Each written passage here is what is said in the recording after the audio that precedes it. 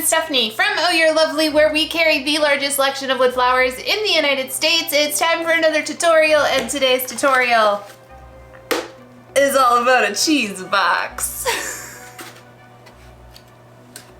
Alright you guys, welcome back to the tutorial. I was really impressed with my enthusiasm for a cheese box. It is missing the lid because we used the lid for another project. This might be a Midwest or a Wisconsin thing, but we can easily find cheese boxes all over the place. A lot of the time at thrift stores. They get sent as gifts, as far as like when you are sending cheese and various meats and things for a holiday. It usually comes in one of these cheese box wheel thingamajigs. This is a bigger one. My husband actually got this one from his work, and we're gonna turn it into a centerpiece. We just recently did a spring bunny kind of themed with this, and now I want an everyday magical, I wanna say fairy garden. It's not, well, maybe it is. You'll be the judge, but stick around because I have a great tip in how to fill this sucker up without a lot of greenery. I might have your attention on that one, right? So let's jump into it. So it's really up to you how extra you want to make this centerpiece. I am going to be basing everything around a candle. This is one of those like faux plug it in. I got it at the thrift store. I think I showed that in another video, depending on when that video goes up. If it comes before this one, or it'll be afterwards, and you'll see. The main star of this is going to be a garland. We're going to be using our large ruscus garland that you can find at ohyourlovely.com. This is going to fill up the space the most. With that though, you know, we got to be a little extra. So we are going to have some additional fillers in there, but you can be as simplistic as you want. Just that greenery alone, just that garland, fills up the space and is a lovely greenery base to start with to put your flowers in. I, of course, go extra. Shouldn't be shocking. Okay, let's break down the rest of my little extra bits and bobs. We have this purple heather, which I'm not sure is any longer available in the shop, but was, I think, this last spring already. Blush eucalyptus is still available as I'm filming this right this second at ohyourlovely.com. I do have already cut down some of the cream or white heather as well. Then we have some faux baby's breath already separated. Isn't this looking also like magically fancy? Then what we're also going to do, I think, I got 2 of these at the thrift store recently. I'm gonna take this apart. It's gonna go hopefully in a nice line of it, and we're going to weave that in as well to add to our little magical, mystical, ethereal vibed thing. And then let's break down the flowers. It's like unicorn magic, you guys. Hold on, you're gonna love them. Sophia, Frida, daisies, mature dahlia, belle, and we're possibly going to use some string of pearls. Goodness gracious, my table's a mess. Okay, so first thing we need to do is prep this lovely cheese box. Well, stuff, where are we gonna put you? We're gonna put you right there. Oh my gosh, you are gonna be so pretty. Okay, we'll move this just a smidge as well. Goodness gracious.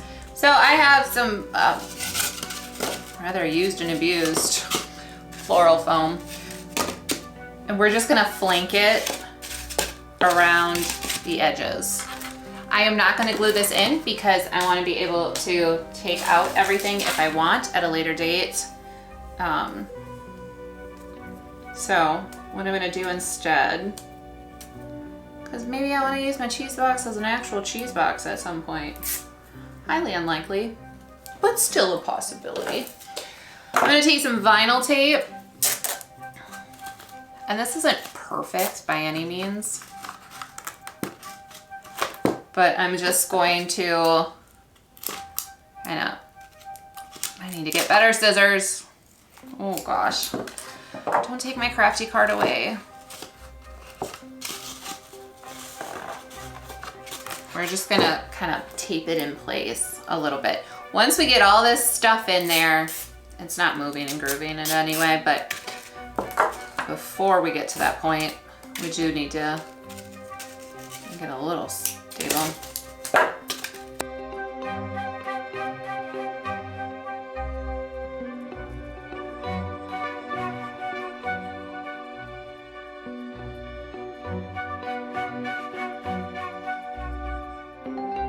It does not need to be pretty.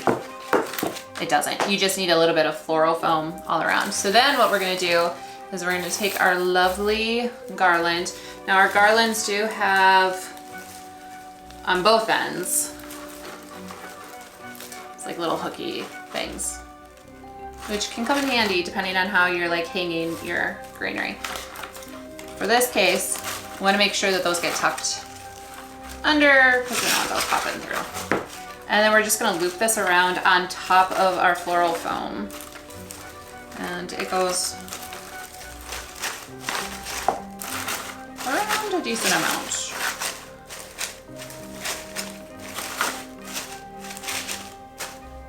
Okay, got a nice little bed of grass. So I'm gonna put my candle in there already, just so I know like where my heights are, so I don't go above my candle. I do have a bigger pillar though, if I did get a little extra.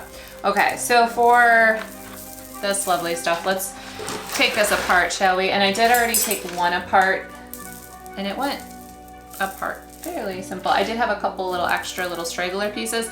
This is another thing to note though, if you see something like this at the thrift store, like in this kind of shape, if you can take it apart, then you can individually even stem up all of these individual pieces if you wanted like teeny tiny little whimsical little faux pearls in, say, a bouquet or something. And this is all held together by fishing line. So I just find the start of it. Right there. And then I just start pulling apart.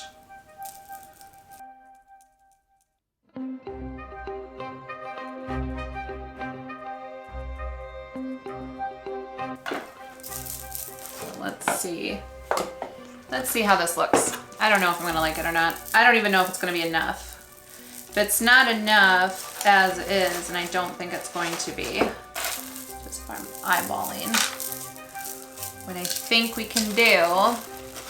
Yeah, it doesn't go completely. We can make little stems on our own. And then these would probably though, aren't gonna wanna really add in until we get closer to, let's get some of the filler in first, and then we'll add in all of the little extra charms if we think that's gonna be the thing that goes over the edge. Otherwise, I'll save these for another project. Okay, I do like to think of these similar to a wreath, so you can kind of see it, we're going in that direction. So my filler is also gonna go kind of in that direction. What I mean by that, let me kind of give you a visual. I normally would go in this way instead of going in that way. Do you see where it kind of like this and that, like it does, you want to flow together. So I'm just going to space these out throughout my piece.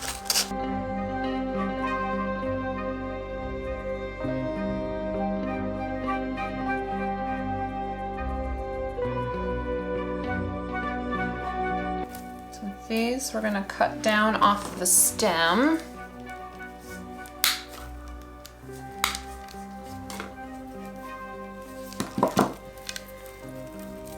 And again, just space them through.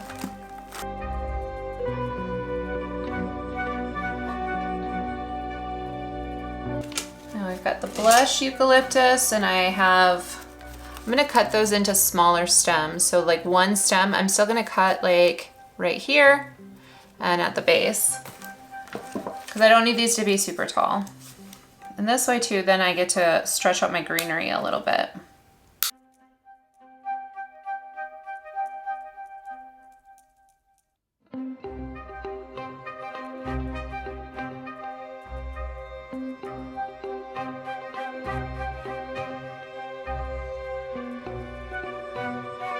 I think next we're gonna add the string of pearls. And similar thing, we're gonna cut down in multiple spots. I just wanna see if I like this. So let's do those first.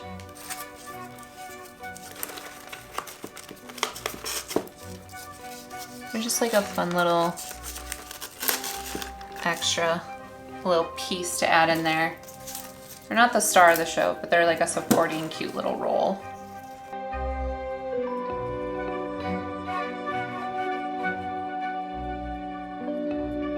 And these are all wired up into, like they all have wires throughout, so you can then adjust too, to put them in a different, kind of facing a different direction if you want. There we go. Okay, so those are in. Flower time. We're gonna start with our biggest guys first. And I think for the most part, I have 3s of everything except for Sophia's. I have 4, and the little daisies I have 5. Otherwise we have 3s. So we're gonna do, say it with me, triangles. You guys know. For this part though, instead of going like to the side, like everything's on the side, I think I'm gonna go more having it face outward.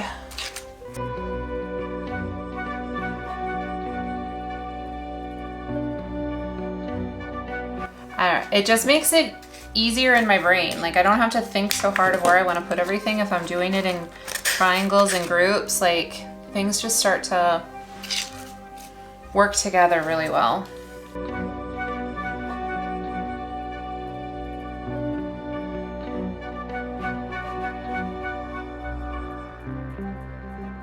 Because I have 4 of these, I'm just gonna purposely like flank them around the candle. It gives it a little bit more structure, I feel like.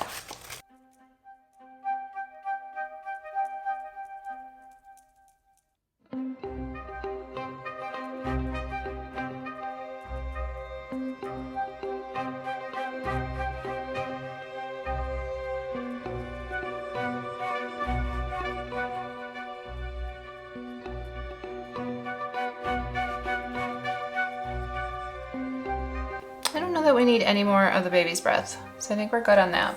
Okay, now the pearls.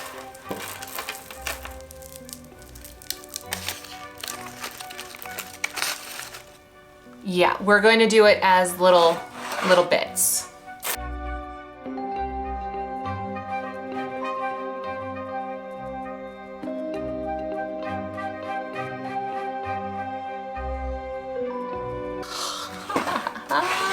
So cute.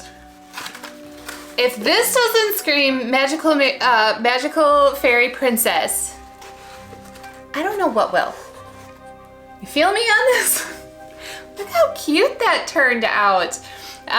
Earlier in the season, I put a big old bunny in the center of that and changed the colors up, but this would also work for, it's got a very spring pastel-y vibe to it. I love it so much. So get yourself a cheese box if you can, or if you see one, snatch one up, because there's a lot you can do with them. You can also use the top as a wreath. I've done that quite a few times, possibly here on YouTube even. Pretty sure I have. So there you go, there you have it, the lovely, lovely flower candle ring cheese box centerpiece. That's a mouthful. You tell me what you would call it. Gosh, I love it so much. All right, you guys, if you're loving these tutorials, can't get enough, want to know the next time we post a video, which is typically on Wednesdays, make sure to subscribe and ring that bell to find out about the 150 style wood flowers, craft supplies, and greenery go to ohyourelovely.com. Pretty much everything in this particular arrangement, for the most part, is right over there and is still available and in stock and in season and all those good things. But before you go check it all out, let me give you something. Use the code YouTube30 to get 30% off your first order. All right, you guys, I will see you next week for another tutorial. I'm Stephanie from Oh You're Lovely, and you, my friends, are absolutely lovely. Bye, guys.